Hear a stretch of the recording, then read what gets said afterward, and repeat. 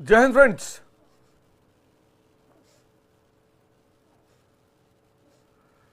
तो कश्मीर की कहानी चल रही है और 1947 में जब ये देश आजाद हुआ तो इस देश के 3 घोषित दावेदार थे, एक अघोषित दावेदार था। घोषित दावेदार में महाराजा हरि सिंह, मोहम्मद अली जिन्ना, जेल नेहरू, ये 3 घोषित दावेदार और एक अघोषित दावेदार पर्दे के पीछे, कर्टन के पीछे। उस आदमी का नाम था शेख अब्दुल्ला। शॉल मर्चेंट के बेटे से एएमयू से सोशल रिफॉर्मर से पॉलिटिशियन, और फिर पार्टी नेशनल कॉन्फ्रेंस, और फिर नेशनल कॉन्फ्रेंस की ideology secularism, universal adult franchise, वयस्क मताधिकार, और फिर शेख अब्दुल्ला का कांग्रेस और राष्ट्रवादियों के संपर्क में आना और शेख अब्दुल्ला की स्थिति में उभार। फिर स्टैंड स्टिल समझौता, मैंने आपको बताया कि स्टैंड स्टिल समझौता हुआ और स्टैंड स्टिल समझौते में कश्मीर ने कहा कि भाई जो हम पे पहला आक्रमण करेगा हम दूसरी तरफ चले जाएंगे। और फिर वो पुंछ विद्रोह के बैकग्राउंड में मैंने आपको कहानी बताई कि साहब कबीलाई अटैक, हालांकि वो पाकिस्तान का ही हमला था लेकिन हम उसे कबीलाई अटैक बोलते हैं। पाकिस्तानी कहते हैं कि वो तो जिहादी थे, भाई के लिए बड़ा, अपने मुसलमान भाइयों के लिए बहुत परेशान थे, इसलिए उन्होंने ऐसा किया। तो मैं आपको बता दूं कि अगर आपके जीवन के कष्टों में,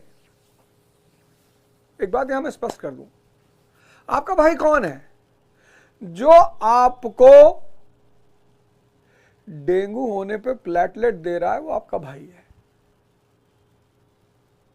जो रात में 2 बजे आपको हॉस्पिटल ले जा रहा है वो आपका भाई है।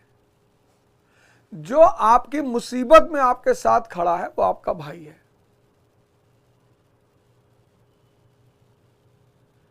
मैं नहीं कह रहा हूं, कलाम साहब कह रहे हैं, एपीजे कलाम। जब उनकी स्कूल की फीस नहीं भरी जा रही थी तो सुब्रमण्यम, उनके जो टीचर थे, गुरु थे, उन्होंने भरी।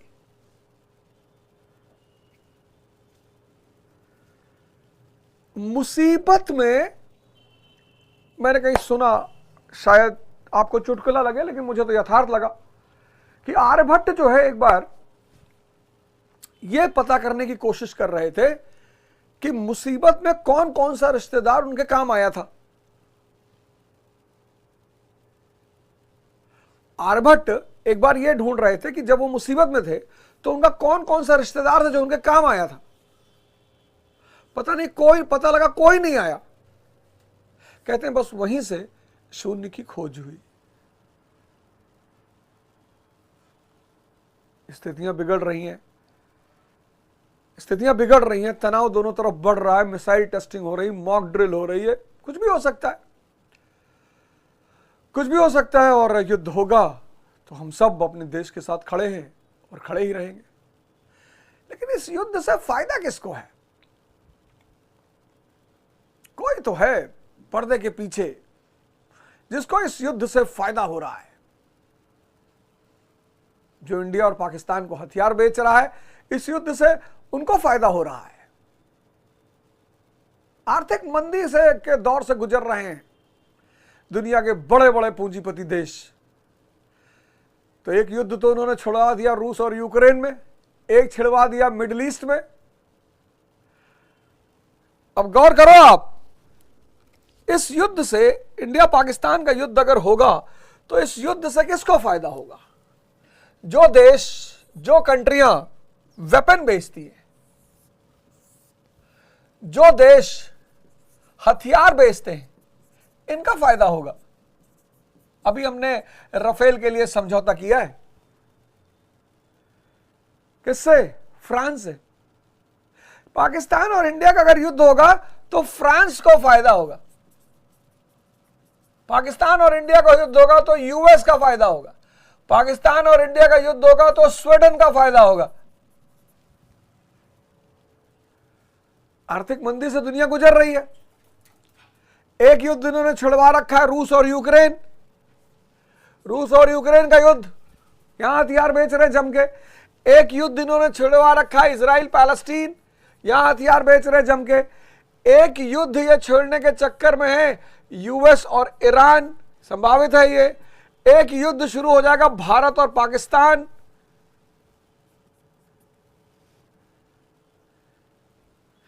इनको फायदा होगा, हथियार बेचेंगे, मंदी से बाहर आएंगे, तबाही मचेगी इन देशों में, कंस्ट्रक्शन का काम मिलेगा। दूसरा, वो देश जो टूरिज्म के लिए बहुत फेमस है, ये भी करवा सकते हैं। ये पिछले साल 3.25 करोड़ लोग कश्मीर पहुंचे, 3.25 करोड़। और जब ट्रेन शुरू हो जाएगी जम्मू से श्रीनगर तो पहुंचेंगे 6 करोड़। 6 करोड़ इंटू 50,000, कितना रेवेन्यू पहुंचेगा कश्मीर में।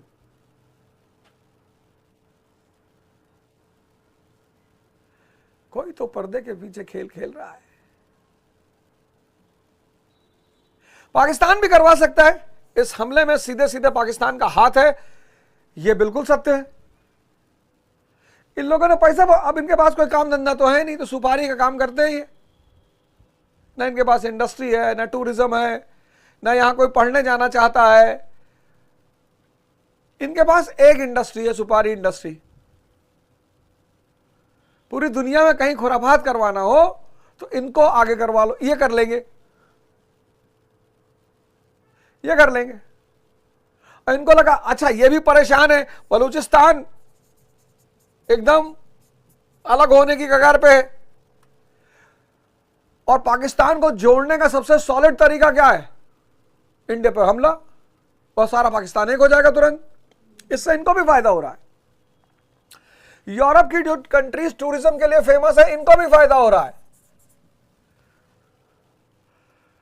पाकिस्तान में आंतरिक संकट गहरा गया है और इनको पता था कि वक्फ बिल पास हो गया है, मुसलमान थोड़ा सा नाराज हैं, और यही समय हिंदू मुसलमान करवा दो, और हिंदू मुसलमान करवा दोगे तो घर में ही इनके तनाव पैदा हो जाएगा।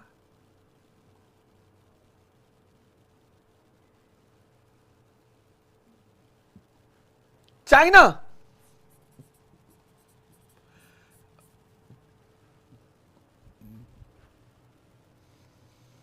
भारत कमजोर, अरुणाचल काराकोरम पूरा चाइना का,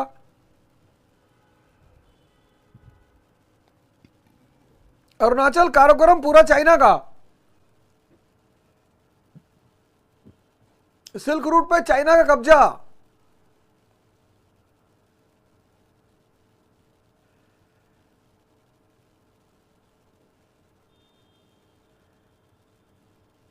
जब पहला विश्व युद्ध होने वाला था तो कम्युनिस्टों ने एक नारा दिया था, वॉर अगेंस्ट वॉर। बोले वॉर जब भी होता है तो पूंजीपतियों के हित के लिए होता है, लेकिन उस वॉर की भरपाई कौन करता है? आम आदमी, जान से, माल से, पैसे से।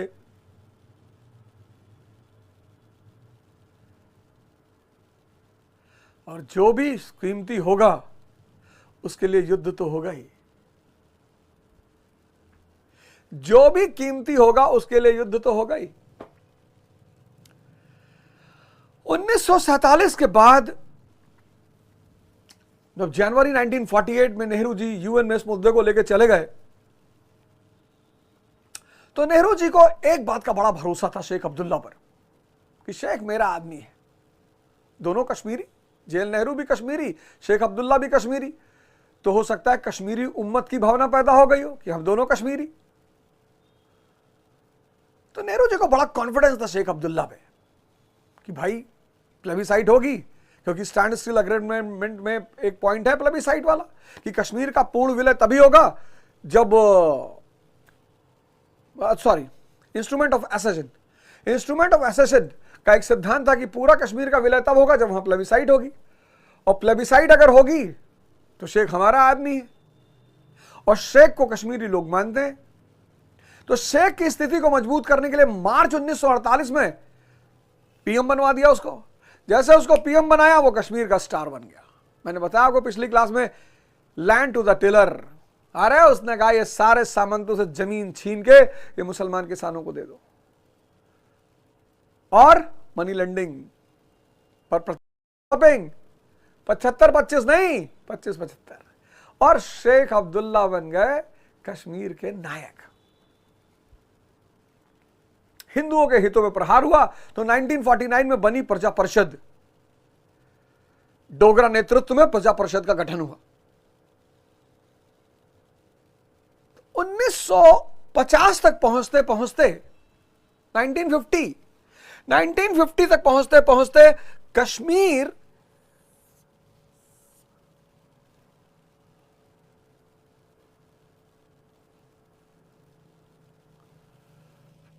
प्लेबिसाइट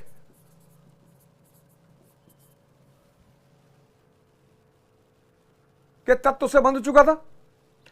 कश्मीर में कम्युनलिज्म, सांप्रदायिकता की शुरुआत हो चुकी थी। भाई शेख मुसलमानों की बात कर रहे थे तो कोई ना कोई तो हिंदुओं की बात करेगा। इंडिया और पाकिस्तान के बीच कश्मीर टेरिटोरियल डिस्प्यूट बन गया था, क्षेत्रीय विवाद, और यह मामला पहुंच गया यूएनओ में। 1950 तक पहुंचते पहुंचते यह स्थिति हो गई कश्मीर की। यह 1950 तक यह कश्मीर की स्थिति हो गई। और अब कश्मीर में एक और नायक है, हीरो। कौन है हीरो? शेख अब्दुल्ला। एक बहुत बड़ा समाज शेख को सपोर्ट करता है, पसंद करता है। एक बहुत बड़ा समाज शेख को पसंद करता है। यह स्थिति है कश्मीर की 1950 में। 1950 में यूएन ने कहा कि भाई प्लेबिसाइट होगा। यूएन ने कहा कि प्लेबिसाइट होगा।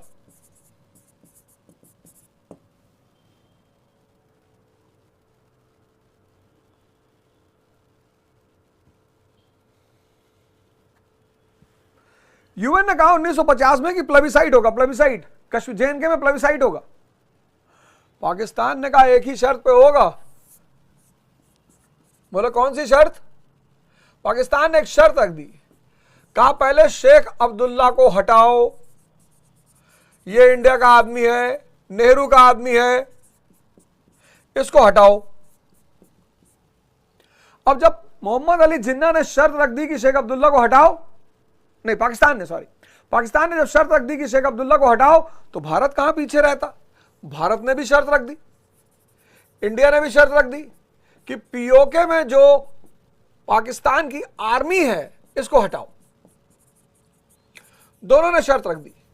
1950 में जब प्लेबिसाइट की बात हुई तो दोनों ने, पाकिस्तान ने कहा शेख अब्दुल्ला को हटाओ, ये भारत का आदमी है, ये मैनिपुलेट करेगा, और इंडिया ने कहा कि पीओके में, पाकिस्तान ऑक्यूपाइड कश्मीर में पाकिस्तानी आर्मी को हटाओ, तभी प्लेबिसाइट कायदे का हो पाएगा।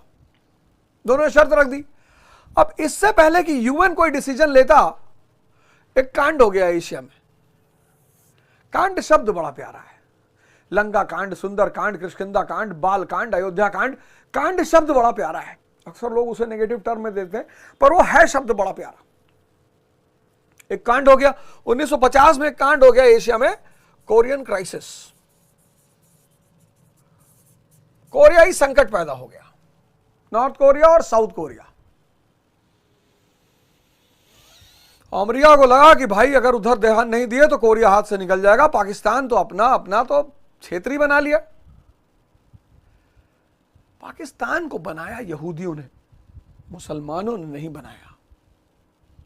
मैं पढ़ाऊंगा आपको मिडिल ईस्ट, उसकी भी क्लास लूंगा। अब जब सारी कहानी हो ही रही है तो Russia, Ukraine, middle east, Israel, Palestine, सब पे चर्चा कर लेते हैं।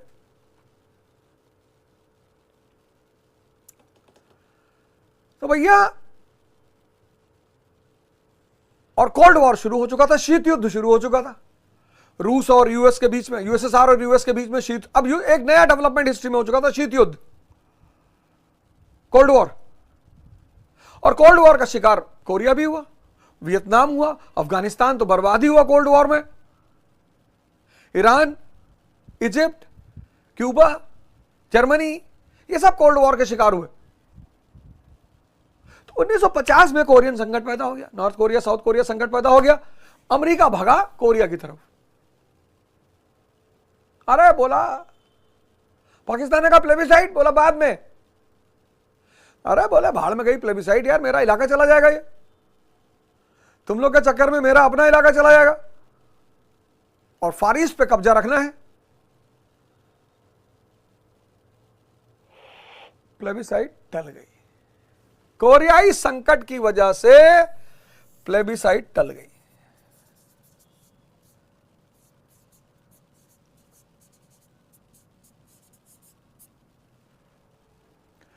कोरियाई संकट की वजह से प्लेबिसाइट टल गई, नहीं तो यही मामला सॉल्व हो जाता,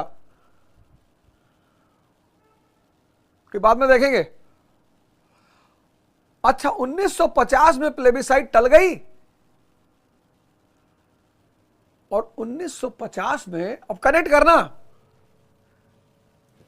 1950 क्या हुआ? प्लेबिसाइट टल गई, किसकी वजह से? कोरियन संकट की वजह से। और 1950 में भारत का संविधान तैयार हो गया। तैयार तो 1949 में ही हुआ, 1949 में। 1950 में भारत को अपना संविधान मिल गया। अब जब संविधान मिल गया तो यह हुआ कि भाई जेएनके में अभी प्लेबिसाइट तो हुआ नहीं, कश्मीर में अभी प्लेबिसाइट तो हुआ नहीं, तो और बिना प्लेबिसाइट के पूर्ण विलय माना नहीं जाएगा। तो अब कश्मीर की स्थिति क्या होगी? कनेक्ट करना, इंस्ट्रूमेंट ऑफ एसेशन जो 1947 अक्टूबर 1947 में साइन हुआ था, उसमें कहा था कि कश्मीर का पूर्ण विलय माना जाएगा प्लेबिसाइट के बाद, कश्मीर की जनता से पूछने के बाद। 1950 में भारत का संविधान। अब सवाल यह उठा कि यह संविधान क्या कश्मीर पे भी लगेगा? और अगर कश्मीर पे लगेगा इसका मतलब कश्मीर का पूर्ण विलय, लेकिन अभी प्लेबिसाइट हुआ ही नहीं। फंस गया मामला, पेच पड़ गया, मामला फंस गया कि भैया प्लेबिसाइट के साथ ही कश्मीर पूरी तरह भारत का हिस्सा माना जाएगा, कश्मीरी जनता की भावना का सम्मान किया जाएगा।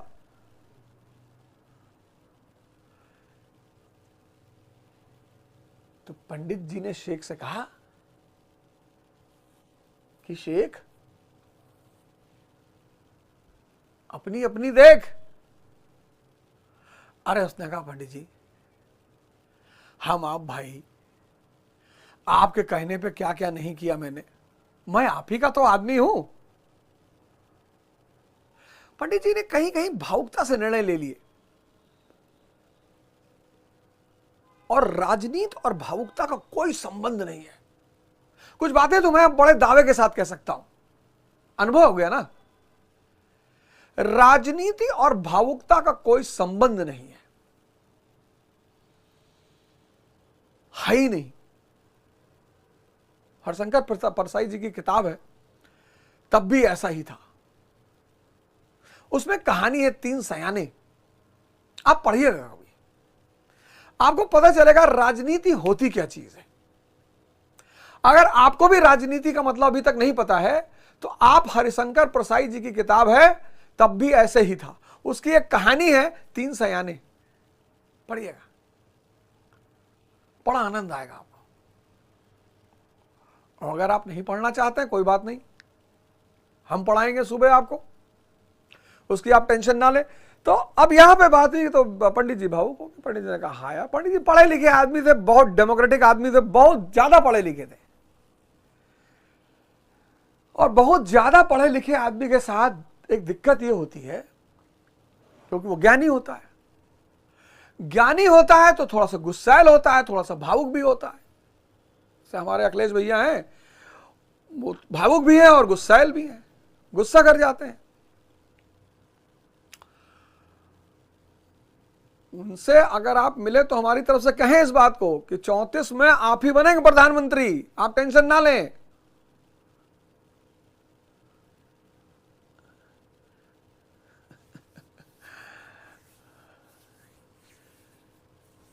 पर गुस्सा छोड़ दें। 4-5 लोग इस वक्त प्रधानमंत्री की रेस में हैं और उनका उज्जवल भविष्य है। उसमें से एक है अखिलेश यादव, पर वो गुस्सा कर जाते हैं, उनको शोभा नहीं देता और भावुक भी बहुत जल्दी हो जाते हैं। मेरी तो कभी मुलाकात नहीं है, बातचीत भी नहीं है मेरी उनसे, पर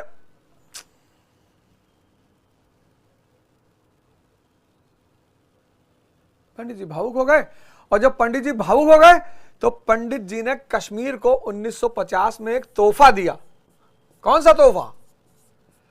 आर्टिकल 370 गिफ्ट। किसको? JNK को। बोले जब तक प्लेबिसाइट नहीं हो जाता तब तक आर्टिकल 370 पवित्र बंधन का काम करेगा। भारत और कश्मीर किससे जुड़ेंगे? आर्टिकल 370 से। आर्टिकल 370 पवित्र बंधन का काम करेगा। कब तक? जब तक प्लेबिसाइट नहीं हो जाता।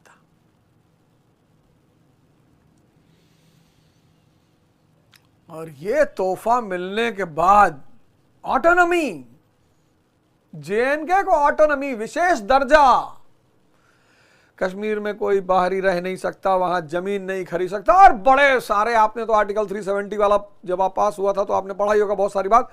विशेष दर्जा, स्वायत्तता,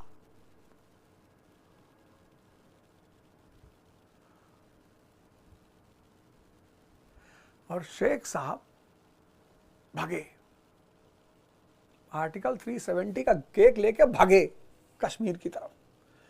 अब कश्मीर में एक बहुत 80% तबका उनको मान ही रहा था, उसके लिए वो नायक थे ही। 1950 में आर्टिकल 370 मिलते ही शेख अब्दुल्ला बन गए महानायक। कश्मीरियों से उन्होंने कहा कि देखा, स्पेशल स्टेटस ले आए तुम लोगों के लिए, भारत में होकर भी तुम भारतीय नहीं हो।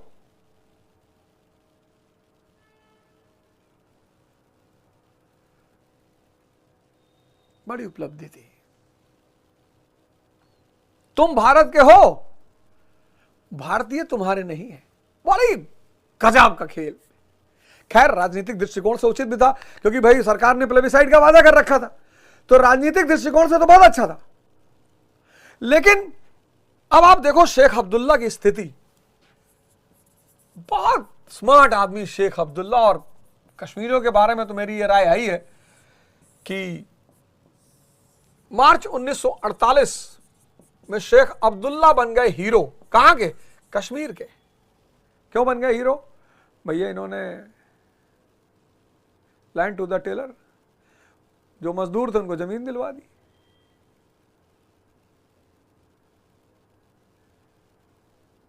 75-25 के रेशियो को 25-75 कर दिया। मनी लेंडिंग,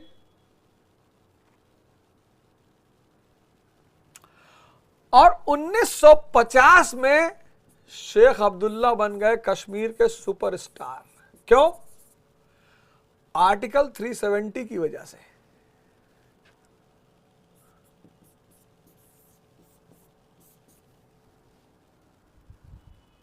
समझिए इस बात को, इस खेल को समझिए।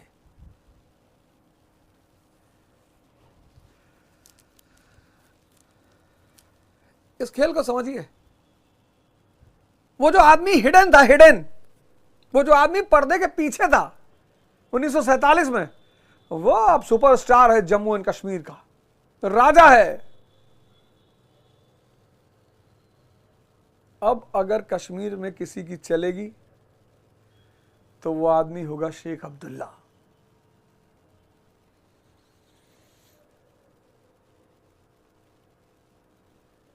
और इसी परिस्थिति में पहला आम चुनाव हो गया, फर्स्ट जनरल इलेक्शन 1951।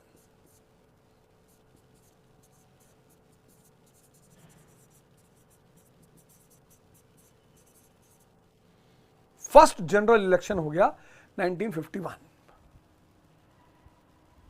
और शेख अब्दुल्ला को मिल गई एब्सोल्यूट मेजॉरिटी, एब्सोल्यूट।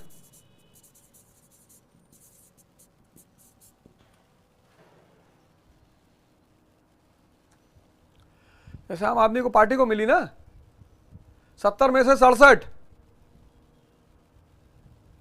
ऐसे पूरी पूरी सीट शेख अब्दुल्ला को, एब्सोल्यूट मेजॉरिटी। और शेख अब्दुल्ला बन गया कश्मीर का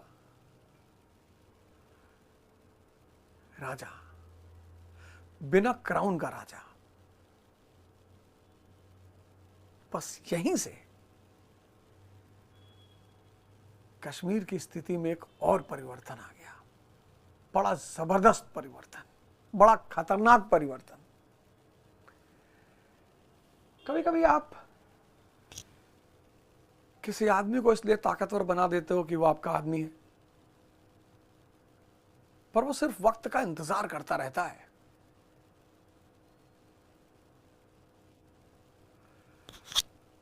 और जैसे उसके हाथ में, इतिहास में तो इतने सारे एग्जाम्पल हैं, इतने एग्जाम्पल, इतने इतने उदाहरण।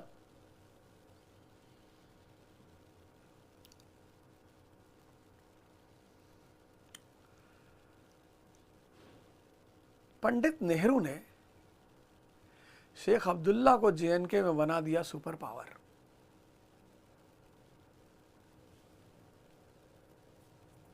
और यहीं से शेख अब्दुल्ला के सपने भी बदले और शेख अब्दुल्ला की चाल भी बदली और शेख अब्दुल्ला की बातें भी बदली और यहीं से कश्मीर की परिस्थिति भी बदली। आज सुबह से मैंने एक प्रोग्राम शुरू किया है, एक्स्ट्रा ऑर्डिनरी। 5 से 7 का प्रोग्राम रहेगा ये, सुबह early in the morning, extra ordinary. Programme का नाम है एक्स्ट्रा ऑर्डिनरी। हम सब ऑर्डिनरी हैं, उसमें कुछ एक्स्ट्रा अगर हम जोड़ लें तो हम एक्स्ट्रा ऑर्डिनरी हो जाएंगे। तो पहले क्या जोड़ना है? साधना, सबको करनी है। साधना से क्या होगा? शक्ति पैदा होगी। इस शक्ति से क्या होगा? संकल्प पैदा होगा। और साधना, शक्ति और संकल्प से जब आप श्रम करेंगे, अगर इन तीनों के बिना आप श्रम करेंगे तो आप मजदूर हो जाएंगे। इन तीनों के साथ अगर श्रम तो सबको करना है, कोई बच ही नहीं सकता। इन तीनों के साथ आप संकल्प श्रम करेंगे तो आप तपस्वी हो जाएंगे। तपस्वी राजा हो सकते हैं, तपस्वी सांसद हो सकते हैं, तपस्वी आईएएस हो सकते हैं, तपस्वी डॉक्टर हो सकते हैं। तो सुबह 5 से 7 मैंने शुरू किया है। ध्यान आधा घंटा, आधा घंटा योग और ज्ञान, 3 चीजों पर आधारित एक कार्यक्रम है। कोई भी बीमारी किसी को, कोई भी बच्चा पढ़ ना रहा हो, किसी को जिंदगी में रास्ता ना दिखाई पड़ रहा हो, आज बहुत संकट का समय चल रहा है, ये सब उन सब के लिए प्रोग्राम है।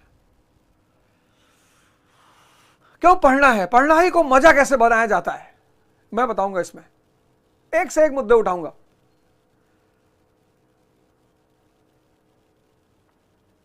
एक से एक मुद्दा, वो सारे ज्वलंत मुद्दे जहां आप उलझ गए हो वो सब उठाएंगे और ऐसा ऐसा रास्ता बताएंगे आपको। और भगवान से प्रार्थना करेंगे कि आपकी जिंदगी खुशहाल हो जाए, मस्त हो जाए। क्योंकि भगवान ने किसी को गरीब नहीं बनाया, गरीब बनाया है पूंजीपतियों ने। अगर भगवान गरीब बनाता तो बुद्ध का महल छोड़ने के बाद इतना नाम कभी नहीं होता। भगवान ने किसी को गरीब नहीं बनाया क्योंकि वो साक्षात हर व्यक्ति के अंदर मौजूद है। तो जब व्यक्ति के अंदर भगवान मौजूद है तो कोई व्यक्ति गरीब कैसे हो सकता है? और अगर धन ही गरीबी है तो महल छोड़ने के बाद सिद्धार्थ बुद्ध बनकर आज तक अमर नहीं होते। महल छोड़ने के बाद आज तक महावीर स्वामी जी नहीं होते। वो हमारे कबीर दास जी को आज तक कोई याद नहीं रखता। इसीलिए मृत्यु को निधन भी कहते हैं। आत्मा रूपी धन खो जाए। आज से प्रोग्राम शुरू हुआ है, 500 रुपए फीस है इसकी पर महीने की। ध्यान कराएंगे, योग कराएंगे, ज्ञान की इशू मुद्दे उठाएंगे। हफ्ते में 5 दिन होगा, मंडे से फ्राइडे। और कोई भी बीमारी हो, आप योग का सेशन, ध्यान का सेशन ज्वाइन करिए, कोई भी बीमारी हो, आप देखिएगा आपको राहत मिलनी शुरू हो जाएगी। जब व्यक्ति को रोग होता है, जैसे कैंसर बहुत सारे लोगों को है, बड़ी संख्या में आज लोगों को कैंसर है, डायबिटीज बड़ी संख्या में